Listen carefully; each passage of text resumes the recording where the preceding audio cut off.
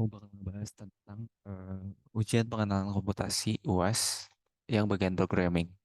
Ini soalnya seingat aku sih, tapi harusnya sama sama dan mirip banget lah. Soalnya aku masih ingat banget soalnya kayak gimana. Oke, kita mulai dari soal pertama. Soal mengenai matriks identitas. Buatlah matriks yang berbentuk matriks identitas dengan input user, dimensi, dan angka. Oke, awal-awal kita harus tahu dulu bahwa matriks identitas itu apa. Matriks identitas itu matriks yang dia punya hmm, elemen satu dan nol doang. Yang mana satunya tuh harus berada di diagonal tengah. Nggak bisa ketik gini gitu. Beda diagonal tuh dia bukan identitas matriks lagi. Atau dia malah beda dimensi. Dua ti. Ini kan artinya dia eh, dua kali tiga kan. Kalau ini dia dua kali dua. Kalau misal baris dan kolomnya aja udah beda, dia udah bukan dinyatakan sebagai matriks identitas atau satu satu nol satu. Ini di selain diagonal utama itu tuh nggak boleh ada angka lagi. Oke, itu definisi dari sorry, definisi dari matriks identitas. Habis itu kita harus tahu bahwa kalau dari indeks dia itu tuh 01 01, indeks itu mulai dari nol kan, bahwa dia 0 0 0 1, pindah baris 1 0 1 1. Perhatikan bahwa yang punya angka satu itu cuman yang indeksnya sama, kolom dan barisnya sama gitu. 00 11. Sedangkan yang lain nggak kita tahu. Kita lihat 10 0 0 1 0 0 0 1. Ini berarti 0 0 0 1 0 2. Terus yang ini 1 0 1 1 1 2. Ini 0 2 1 2 2. Oke, lihat sama kan? Artinya kita udah tahu syaratnya bahwa yang mempunyai angka satu tuh yang ketika dipanggil indeksnya dia itu angkanya sama 00 11 22 tuh. Oke. Dan selain itu, selain indeksnya sama, itu kita harus sisanya harus 0 0 0 0 0 0. Oke. Kita masuk ke programmingnya gitu. Pertama-tama kita harus masukin input user. Misal berapa baris? Buat ini integer, kita ingin dia bilangan bulat. Masukkan baris yang Anda inginkan. Oke, kolom. Buat masukkan kolom yang Anda inginkan. Oke. Habis itu kita harus cek dulu nih, apakah baris atau kolomnya itu sama. Kolom. Karena yang udah kita ketahui syarat awal bahwa dia itu eh, dimensinya harus sama yang ini. Jadi ya kita harus cek dulu baris atau kolomnya sama atau enggak. Kalau dia sama berarti dia aman dan bisa kita lanjutkan ke eliminasi syarat berikutnya.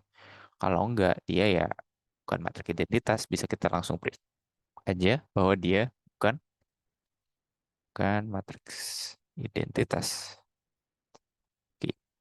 Nah, buat yang ini kalian harus tahu dulu cara buat bikin matriks karena buat di eh, nanti di praktikum pengkom untuk pengenalan komputasi itu ada eh, sintaks yang terban yaitu append. Padahal ini bisa buat masukin suatu angka ke dalam sebuah apa namanya array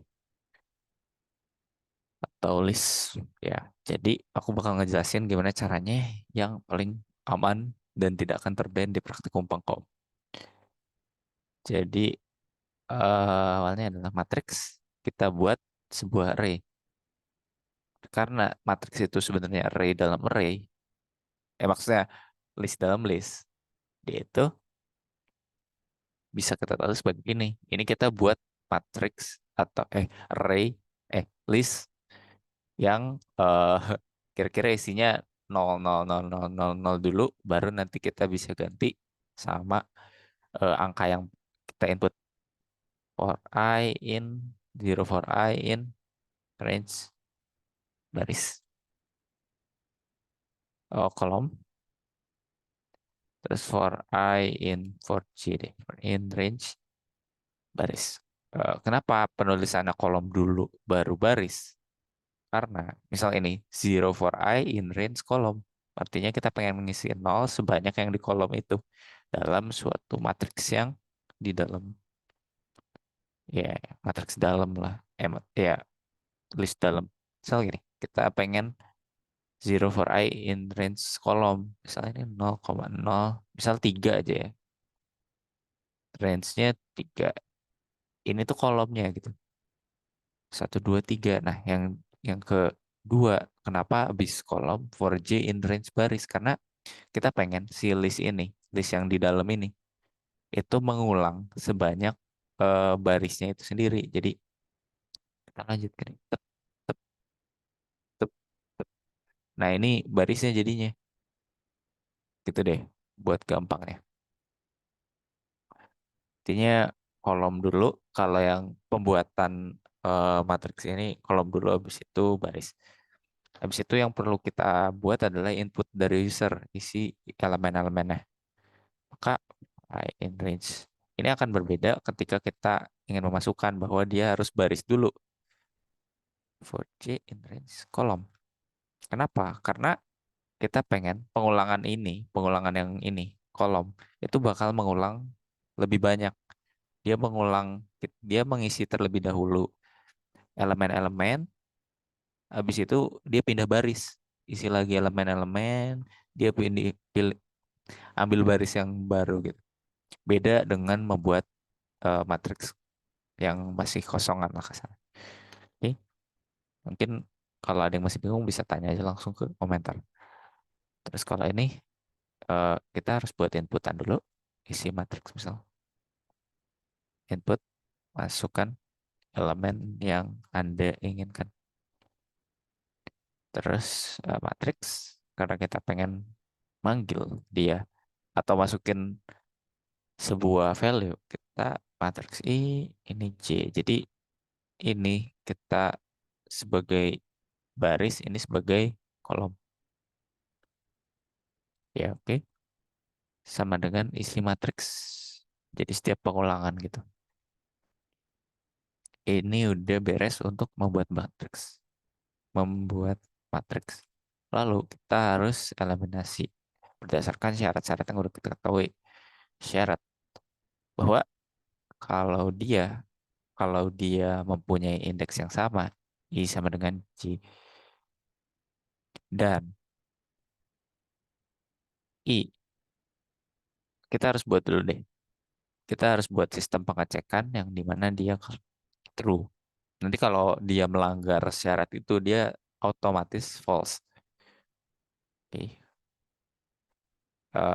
Apalagi syaratnya kalau dia sama, dia itu harus punya indeks, punya value 1.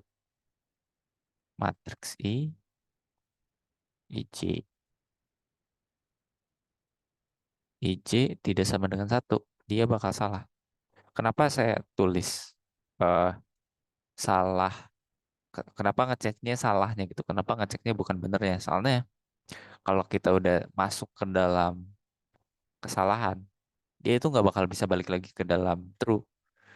Karena di atas true-nya. Sedangkan ini itu di bawahnya true gitu. Jadi ketika dia udah salah, ya udah artinya keseluruhan sebuah matriks itu bukan matriks identitas. Makanya ceknya itu yang salahnya. Kebayang kalau dia ceknya yang true-nya, dia bakal bisa suatu saat dia salah, terus dia masuk ke true lagi gitu. Artinya nanti salah deh logikanya terbalik.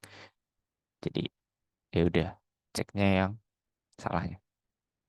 Dan ini syarat kedua, jika I tidak sama dengan J, si value matriksnya itu adalah harus berupa nol. Kalau dia bukan nol, artinya dia false. Kalau udah gini, kita tinggal cek output. Kalau ceknya dia sama dengan true,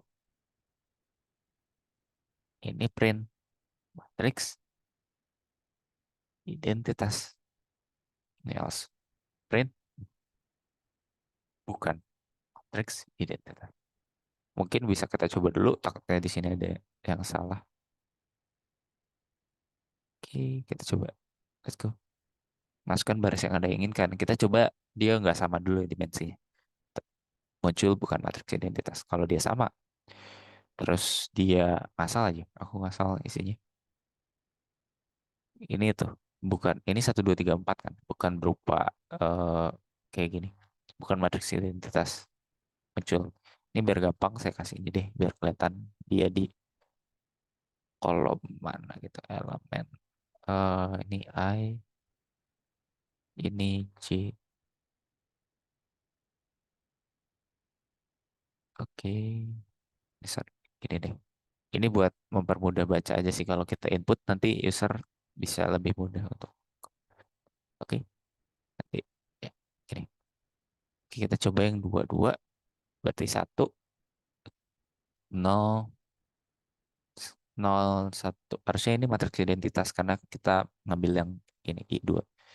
Oke, matriks identitas. Oke, berarti programnya udah aman ya. Bisa copy ke sini. Oke. Yang kedua adalah program fungsi untuk menghitung banyaknya karakter dan spasi dari sebuah kalimat. Ketahui dulu bahwa sebuah program fungsi itu dia kayak gini caranya. Bisa kita panggil dengan def nama fungsinya. Ini di sini bisa diinput sebuah bisa bisa input input variabel yang ada di luar def itu sendiri. Titik dua bla bla bla bla bla bla dan akhirnya harus ada return ketika dia menjalankan sebuah fungsi ini. Dia ketika ya menjalankan suatu fungsi ini apakah syarat ketika syarat di dalam ini udah terpenuhi atau terjalankan, dia akan mengembalikan sesuatu yang nanti bisa kita setting isinya apa. Terus di akhir itu cara manggil atau menjalankan sebuah fungsi ini adalah dari nama fungsi dipanggil lagi di sini nama fungsi. Tapi karena ini berupa return, kita harus ngeprint. Jadi dia kasarnya hasil dari return itu sebenarnya keisi ke sini, cuman karena nggak ada perintah buat munculin dia di terminal, dia ya nggak bakal muncul apa-apa kalau nggak ada print. Ya udah, ini gini. Mungkin gitu cara buat function.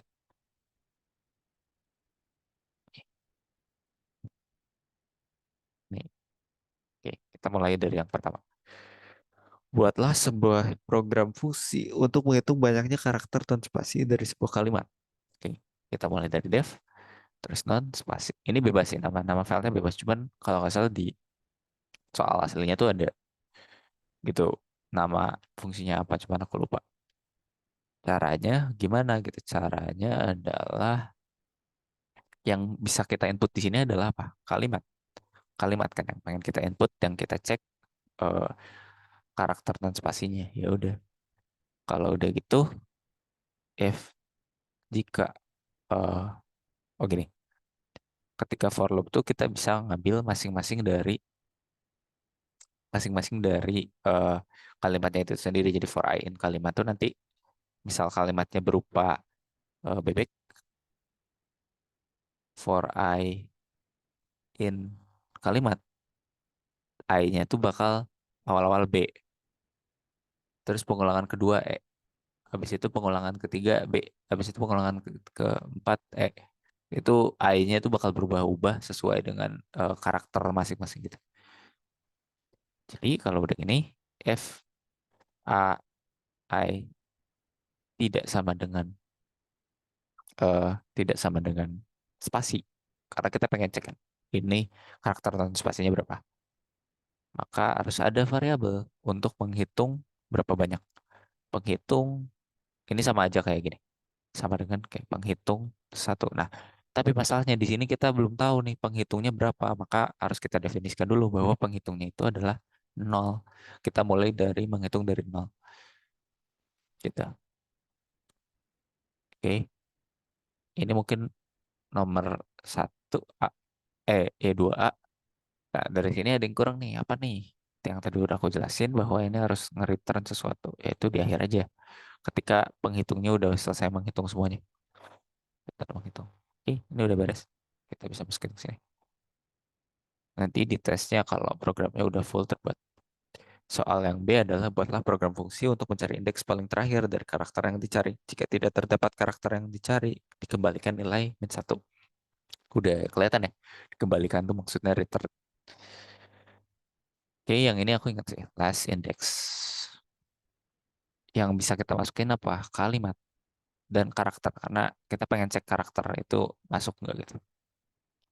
Eh, pengen cek karakter itu indeks terakhirnya berapa. Terus ya udah ini buatlah program fungsi untuk mencari indeks paling terakhir karakter. For I in range berarti kita pengen ngecek eh, banyaknya, ya pokoknya indeks terakhir aja. Jadi kita pengen ngambil I-nya itu sebagai eh, sebuah indeks. Jadi ini panjang dari kalimatnya kita jadiin range. Terus oke, udah gini kalimat kalimat sorry for I in range kalimat, ya kalimat tuh eh, kalimat itu bisa diperlakukan sebagai array. Jadi dia punya indeks masing-masing. Indeks I ketika dia kalimatnya adalah bebek, B yang awal ini punya indeks nol, yang ini nol, yang ini satu, yang ini 2, yang ini 3, yang ini 4. Jadi dia bisa kayak array gitu, punya indeks buat tiap karakternya. Jadi kalau ini I sama dengan karakter yang kita cari, kita harus ada penyimpan berupa indeks, menyimpan indeksnya gitu. Cuman yang di sini adalah jika tidak terdapat karakter yang dicari, gimana gitu. Karena ini nanti pada suatu saat dia nggak nemu, terus ya udah nggak jalan apa-apa. Jadi di awal harus kita tes penyimpan sama dengan simpan deh. Yang ini karena nggak ada penjumlahan yang kayak tadi, kita sebenarnya nggak perlu definisiin dari awal gitu penyimpan berapa. Cuman kalau ini didefinisikan di awal karena kalau misal ini tidak terpenuhi, artinya dia nggak ada apa namanya karakter di kalimat itu. Ya udah di akhir if penyimpan itu sama dengan simpan. Kenapa aku ngasih ini penyimpan sama dengan simpan? Soalnya kalau misal aku ganti jadi sebuah nol atau sebuah angka, itu nanti bisa jadi penyimpannya tuh dia nyimpan indeks yang paling awal. Misal ternyata ini di akhir, ternyata indeks yang paling akhir dari sebuah karakternya nol. Nanti sama dong kayak yang atas. Jadi kita nggak bisa ngecek apakah dia sebenarnya ada nggak karakter itu di kalimat. Jadi simpan aja buat biar nggak sama di sini gitu. Pakai string. Ya kalau dia sama, kita bisa return min 1. Kalau dia ternyata nyimpen di sini, ada yang sama karakternya, kita bisa return nyimpan itu sendiri gitu. Oke, kita copy, masukin sini. Yang terakhir adalah buat gabungan kata dan terdapat input user. Oke, ini tinggal copy. Ini copy juga. Ini- Oke, ini buat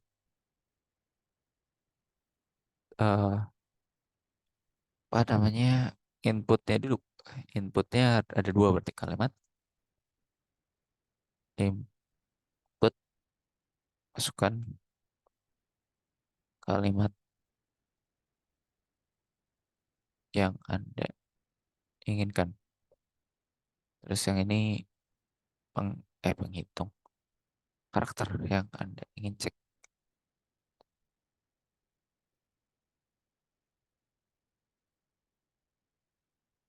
Ingin Anda cek. Oke, kalau udah gini, apa yang bakal ini? Ya udah, gimana cara kita panggil aja, friend. Banyaknya karakter non spasi pada kalimat.